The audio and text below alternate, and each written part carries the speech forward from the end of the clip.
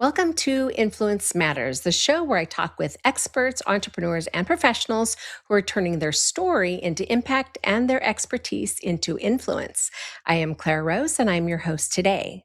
So today's guest is Scott Doggett. He is the founder and chief servant leader at the National Academy of Leadership Development and the author of Priceless. See people differently, lead people better. He is leading a growing national movement to rehumanize work by helping leaders to see people based on their worth and build people first cultures. Very near and dear to my heart. So, through workshops, speaking, and a rapidly expanding faculty network of leadership practitioners all across this country, he is equipping organizations to strengthen the employee experience and drive sustainable results, especially in today's fast changing, crazy AI driven world. Please help me welcome my guest, Scott. Are you with me, Scott? There I you am are. here. Welcome, my friend. Welcome to the Thank show. you. It's great to be here. So I read your bio, which I always do, and then I always ask, what do you really do in the world? Sometimes it sounds different. What do you do, Scott? We really are just trying to address the current state of our workplace. Right now, 31%, according to Gallup, of our workplace is engaged, meaning our 31%, that's it, of our employees are happy doing what they're doing every day. And so we're trying to help increase that number. And you said it earlier, in this day and age of AI and everything else that's going on in the world, there's a lot of stress. And that's why we have dedicated our work to trying to bring a new style of leadership, an undervalued, underutilized style of leadership into the workplace to try to create this healthy, positive culture where employees can once again enjoy what they're doing, come into work, and want to give their all by creating these people first cultures. And that style of leadership is servant leadership. So taking something that was old and making it new again, and trying to clear up some of the misunderstandings around servant leadership.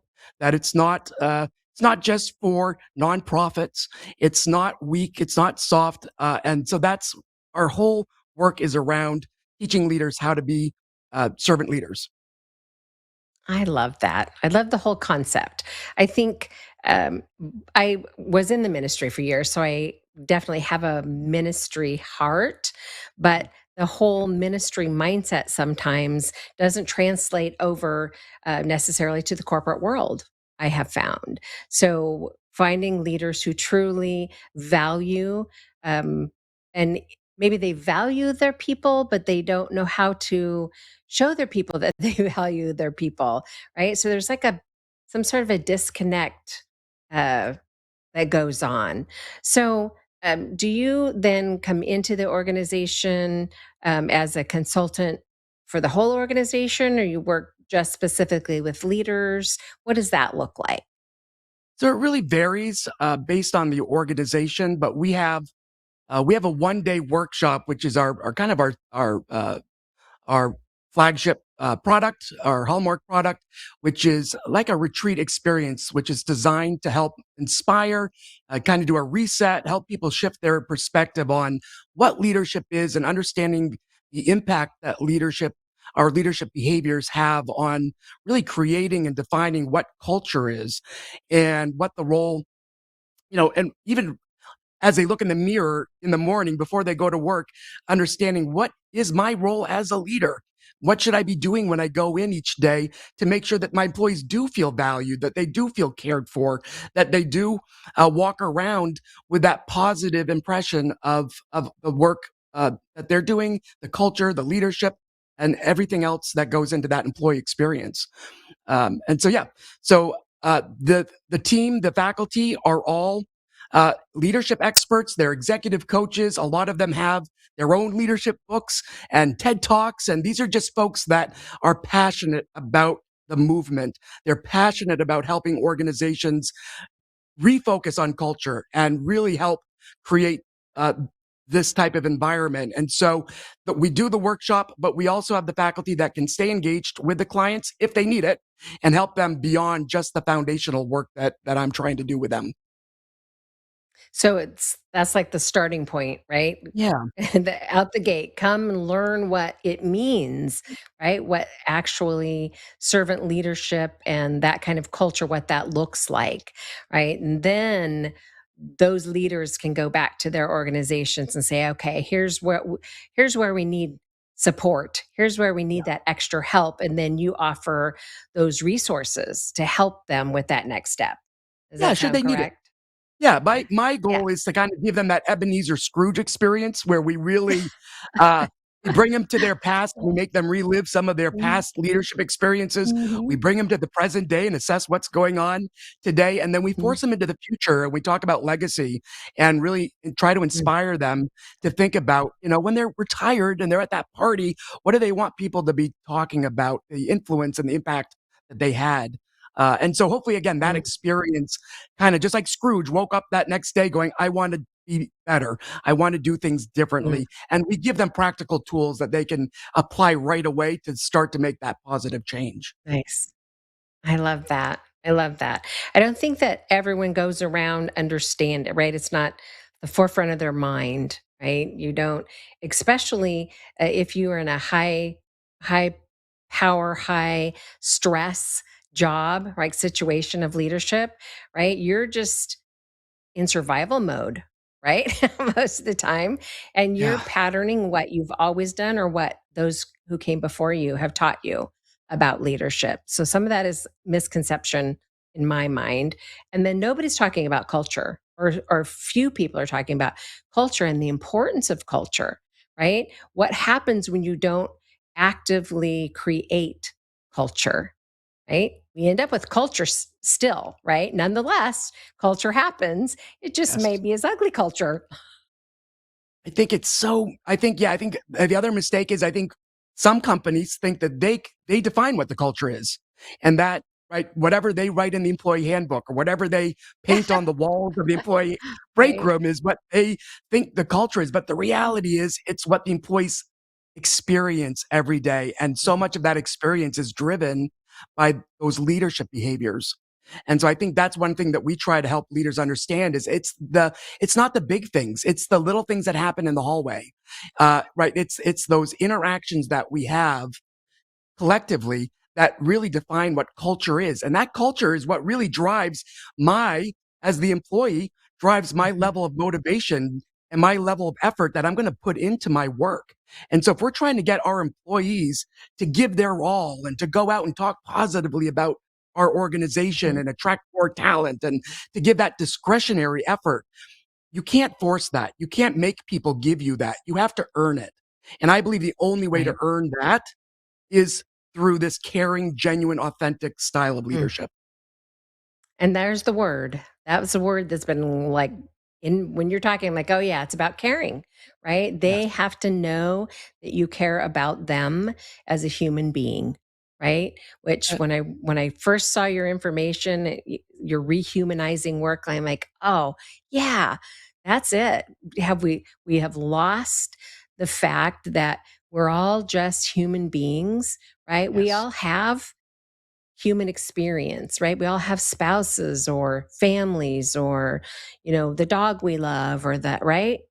We all are Yes. human beings, but yet we go to work in these corporate environments where we sometimes don't treat each other like we're actually human, whole human beings.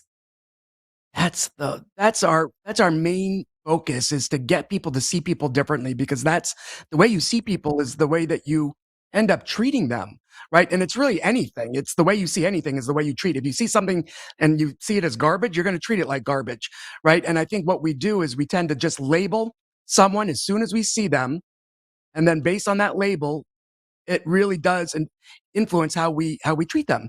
And so if we see you as a top performer or as a poor performer, or we see you based on your rank, oh, you're 2 levels below me, that translates into how again I treat you. And then that is how we make Mhm. those people feel. So if we can see people based on their worth as a human being first, right? And Mhm. that's where the word priceless comes in, is we want people to see people first as that priceless human being with, right? Everybody just has, to your point, has a story. Get to know their story, right? Everybody has unique strengths and struggles and goals and aspirations. And I think that's the hardest part of leadership, is really getting to know each person on an individual basis. But when you do, For that's when sure. people start to feel known and seen. Mm. And that's when you start to create that healthy culture. I love that. It's so, so true. How you treat people makes a difference, right? Yes. That matters. I often think of when I'm talking about this subject, I often think of when I was in, I think it was kindergarten, maybe first grade. The very first time you read out loud, right, was the very first oral reading assignment, right? And you had to pick a book and you read it and studied it. And then you had to give, you know, it's like a presentation really, but you had to read it out loud to the class. And I've always been this person, like, who wants to go first? And I'm like, yep, that's me. I want to get this out of the way. I'm going to do this first. I read it out loud. And I remember when I closed, I was so proud of myself. I did, the voice with the characters and very animated. I was so proud of myself. And when I closed the book and I was done, one of the teachers said to the other teacher, whoever she was, wow, I wouldn't want to follow that. And I'm like, huh, I'm good at this, right? And so how they reinforced in my mind that I was good at this, right? Oh, you're good Ah, with words. You're good, right? And it really did affect the trajectory of my whole life, right? For ah, people to reaffirm that in me, and then just all the way along through life had those. I heard those things that said, "Oh yeah, Claire's smart. Oh yeah," right? mm. It's to just so it's fundamental for us as humans, right? That how we make people feel about themselves will affect their lives and the outcome of their performance, Oh, we call it the ripple effect, actually. right? It's the ripple effect of Mm, leadership, and we mhm, underestimate the influence that we have. And to your point, that was, mhm. I'm not gonna guess how many years ago it was, but we do an exercise in A our long workshop. time. we we do an exercise in our workshop where we ask people to think about a time when a Mm, leader made them mm, feel priceless or worthless, and mm. we ask them to I love write that. down on a post-it note, what did that leader say or do that made you feel that way, just like your teacher did, right? And they write that one or Mhm, two sentences down, and we put them on the wall, and we walk around and we read these stories, and these were things that happened 10, 20, 30 years ago. And so mhm, again, knowing that as leaders, if we want to have a positive influence and help people grow and help mhm, people build their confidence, and we can be proactive. And so one of the exercises we do is we help leaders create what we call a ripple bank. And it's just coming up with ideas that you can go out and even schedule on your calendars. I'm going to go out and for 30 minutes today is create some positive ripples. Things that if I do today could have, just like your teacher did, have a positive influence on someone's life that can stick with them for many years to come. I love that. I love that concept that you're doing it intentionally, right? It's Yes. not something that when you think about it, right? Oh yeah, I need to tell this person good job or whatever, right? But Yeah, to be genuine and you're yeah. intentionally planning it, right? That this is a part of how you create that culture, right? But How also it you works make the a other way difference in the too, world right? around you. And it works the other way around too. When For we have a sure, bad day, we all have bad days, but recognizing that also, sure. and so again, I think getting to know our people, getting to know that again, everything that we say and do as a leader has an impact. And what it does is it Mm, creates a story. Every time we have an interaction with an employee, that employee is leaving our presence, telling themselves a story about that interaction. And we mm, want it to be a mhm, positive story because those stories are what really right. generate those emotions, and the emotions are what drive our behaviors, and the behaviors are what drives our performance. And so if we want to positively impact performance, we got to look upstream and figure out what are the Mhm. stories that we're helping to generate each and every day Right? And that's that old adage, right? That they may not remember what you said, but they are gonna remember how you made them feel, right? every If you time, make every people time. feel bad consistently, right? It negatively affects the relationship, the workplace, everything, their Yeah. lives, right? If you can make them feel positive and hopeful, and Jesus is our best example, right? Right? Yes. He's like the original servant leadership example, right? The way he led the disciples. It was all about that servant, reaffirming. I think that's just such a beautiful Yeah. picture of what we should be as leaders. And he saw people and he didn't judge and he was Mhm, patient and he was mhm, right. And so, yeah, he is ultimately our, our greatest role model for sure. And so that's something from a for sure. Christian workplace perspective, right? I think Mhm, is a great question to ask is what would Jesus do? Right? How would Jesus, if Jesus was right? For sure. managing this, if he was the manager of this Nike store, how would he lead his team? Right. That is a great kind of Right. question to ask. Good role model, whether you're Yeah, a faith-based person or not, right? You can exactly. still Yeah. look at that role model and say, I want to be more like that person. I want to be that kind leader, that bring that gift to the workplace, which even if it's for selfish reasons, right? That you're going to get better productivity out of your employees, better workplace, better And that's what we're workforce trying to in do. general. We're trying to help translate this into modern day workplaces and help show that Mm, this style of leadership works in any organization. It works, you can, in a corporate space, right? It is. It's just about showing kindness. It's about, being good mhm. stewards. It's about having integrity. It's about, right? It's not Christian, right? You don't have to bring in the Bible into the workplace, but Right, it's, right. It's about right. being, you know, this authentic style of leadership, but again, treating Mhm, people based on that, on their worth and separating out performance, separating the person from the behavior, and it makes such a big difference. mm. So true. So true. I love that. Now, I don't wanna, not talk about your book, right? Because of Okay, course, that's my world, right? I help people create sure. books, and you already have a book that you're using as a tool, which I love because that's what I Yes. do with my life, right? So, talk to us about why you wrote the book. How did that all come about? So I spent real quick. I spent 30 years in corporate America, specifically in the hospitality industry. Left for a greater purpose and ended up working in a nonprofit organization for a short period, World Vision, which is an incredible organization. But God had other plans for me.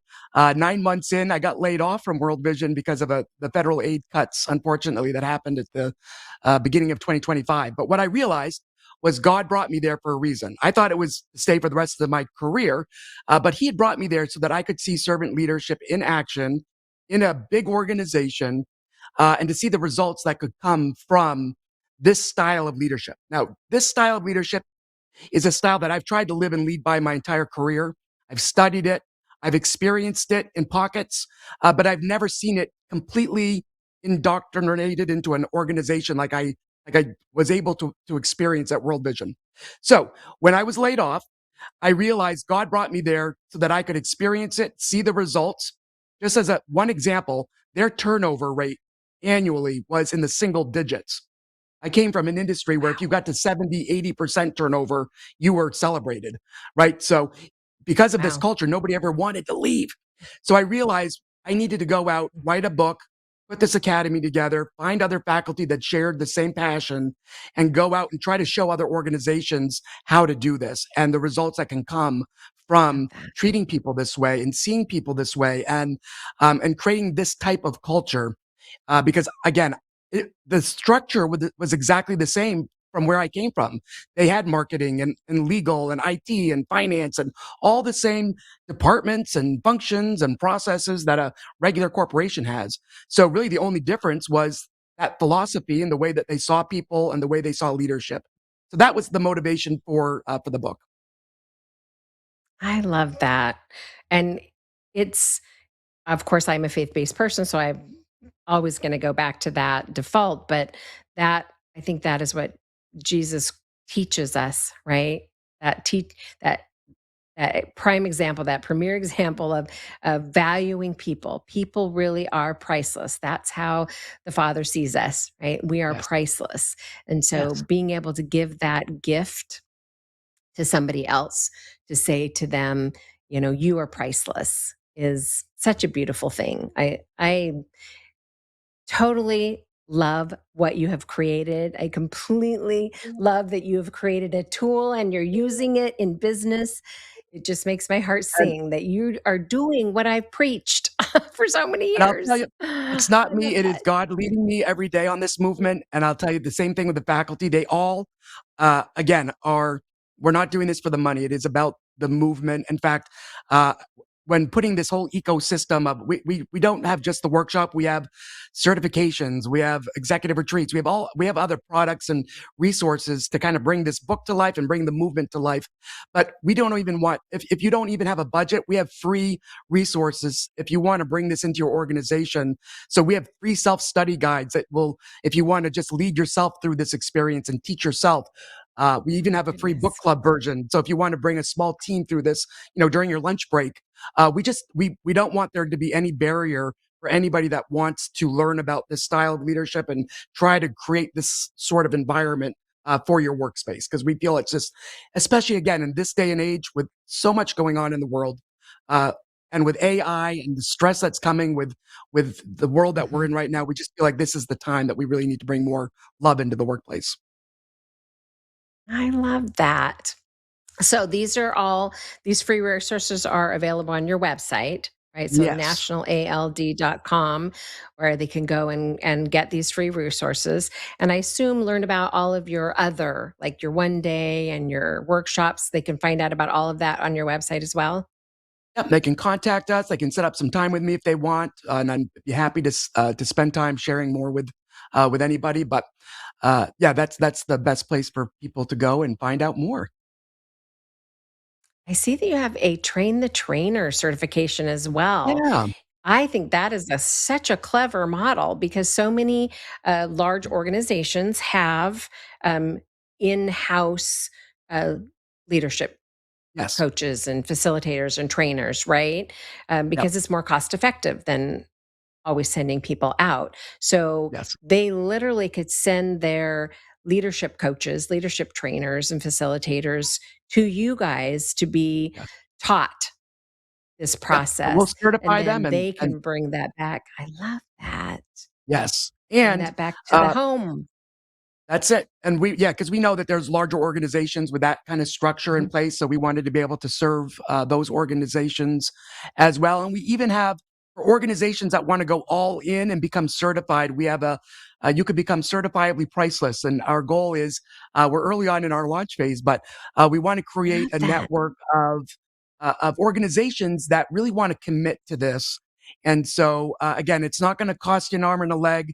It really is we just want to work with those organizations that want to go all in, and then you can become certified as one of these organizations. And eventually, as you know, right, the employee market fluctuates back and forth, and Mhm. when employees have a choice, they're gonna want to go and work for one of Mhm. these organizations, right? I know, at least I do.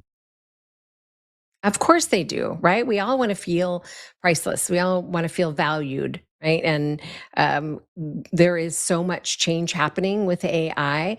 People are going to be shifting. There's going to be a shift, right? And so you want to be, as an organization, one of those places that attract people, right? And I think It will be that's the competitive how do you advantage. stand out?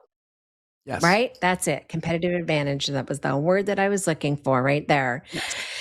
So are you a part of the Association for Talent Development? Uh, I am a member, yes. Oh, But okay. again, we're very new, Okay. but just an individual member, and yeah, Okay. we're going out and speaking at different events and SHRM and other organizations I like love that. But that. right now, we're just trying to get our message out and trying to connect with as many organizations Sure. as we can. I love that. I definitely want to connect you with the local chapter here. You have a chapter in Orlando for sure as well. Yes. But Yes. um, I was actually the president of the local Association for Talent Development. It's been a number of years now, but I know that they're always looking for someone to come in and talk to members about these very things, right? How do we stand out? How do we make a difference? How do we it's all about talent development, right? It's the organization is about talent development. So I'm going to connect you with the local president who I just happen to know. Yay.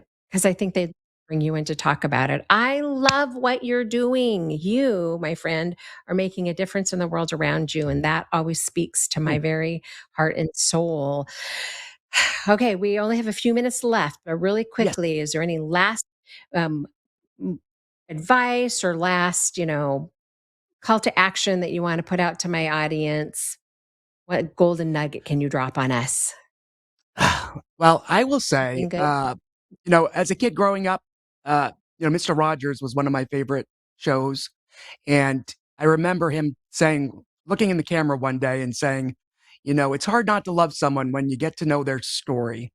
And that has just stuck with me my entire life. And, when writing the book, that really was kind of in my heart because uh, when you do get to know your people, it really is hard not to want to champion for them and fight for them and help them. And I think when we talk about servant leadership, it really just changes the perspective of what your whole role is.